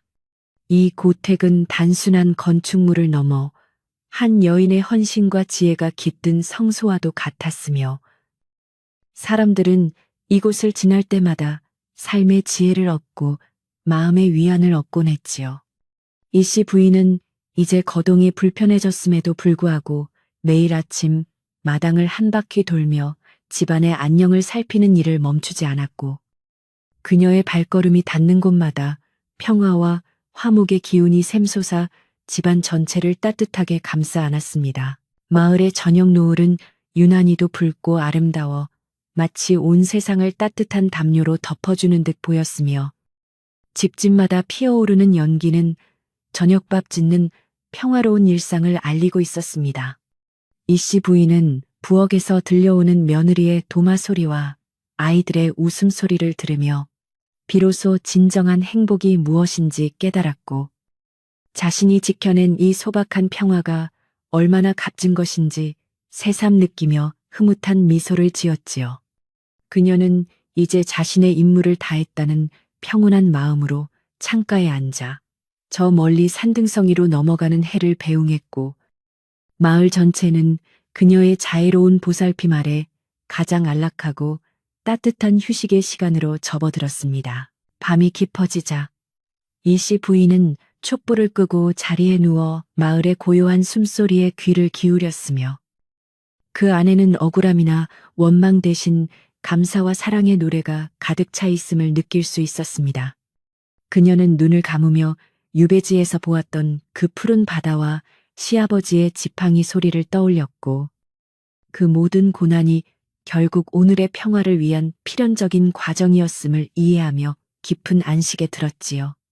그녀의 꿈속에서는 다시금 시아버님과 함께 고향길을 걷는 아름다운 풍경이 펼쳐졌고 지혜로운 며느리의 전설은 그렇게 달빛 아래 더욱 찬연하게 빛나며 영원한 평화의 서사로 마무리되어 가고 있었습니다. 마을 사람들은 이제 이 씨 부인이 살아있는 부처요. 하늘이 내린 효부임을 의심치 않았으며 그녀가 내리는 모든 결정에 무한한 신뢰를 보냈습니다. 그녀가 나이가 들어 기력이 쇠했을 때에도 마을에 중요한 결정이 있을 때면 사람들은 어김없이 그녀를 찾아 조언을 구했고 그녀는 항상 욕심을 버리고 공의를 생각하라는 일관된 가르침으로 마을의 화합을 이끌어냈지요. 그녀의 존재 자체가 마을의 법이었고 질서였으며 그녀가 남긴 지혜의 유산은 마을 사람들의 가치관을 바꾸어 놓아 대대로 평화로운 공동체를 유지하는 가장 강력한 전통이자 규범으로 자리를 잡게 되었습니다. 이제 이야기는 끝을 향해 가지만 이 씨 부인이 보여준 그 놀라운 지혜와 헌신적인 사랑은 여전히 우리 가슴속에 남아 따뜻한 등불이 되어주고 있습니다.